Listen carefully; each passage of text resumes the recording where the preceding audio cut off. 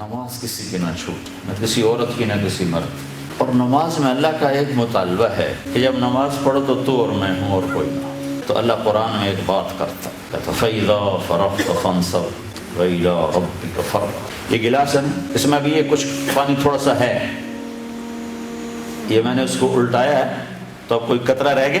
جی دیکھ لیا آپ نے، اس کو عربی میں کہتے ہیں فراغ، کہ چیز کو اس طرح خالی کرنا کہ اس میں کوئی شے باقی نہ رہے۔ تو میرا رب کہہ رہا ہے کہ جب میرے پاس آیا کرو نا تو دل کو ایسے فارغ کر کے آیا۔ اور یہ مطالبہ پتہ کس سے ہے؟ اپنے حبیب سے، فَإِذَا فَرَغْتَ فَانْصَبْ وَإِلَىٰ رَبِّكَ فَارْغَب۔ تو اس پر علماء لکھتے ہیں کہ اللہ کے نبی کے دل میں کیا تھا جس کو اللہ کہہ رہا ہے فارغ ہو گیا؟ نہ دنیا تھی، نہ چیزیں تھیں، نہ بیویاں تھیں، نہ اولاد تھی، سوائے اللہ کے کچھ تھا نہیں۔ تو پھر اللہ اپنے نبی سے کہہ رہا ہے دل فارغ کر کے آ۔ تو علماء لکھتے ہیں کہ اللہ کے نبی میں ایک غم تھا، انسانیت کی ہدایت، جس پر آپ روتے تھے، کڑتے تھے، لَعَلَّكَ بَاخِعٌ نَفْسَكَ أَلَّا يَكُونُوا مُؤْمِنِينَ۔ تو میں اس رب کی قربانی کہ میرے حبیب غم کھا انسانیت کا، جتنا کھانا کھا، جب میرے پاس آئے کر تو وہ بھی نکال دیا کر، بس تو اور میں، اور کوئی نہیں ہونا چاہیے۔ تو ہر مرد عورت سے کیا مطالبہ ہے؟ ایسی نماز پڑھو کہ دل خالی ہو۔ یہ نماز سیکھنی پڑے گی۔ 95% تو پڑھتے ہی نہیں، جو پڑھتے ہیں ان کو احساس ہی کوئی نہیں کہ میں کس کے سامنے کھڑا۔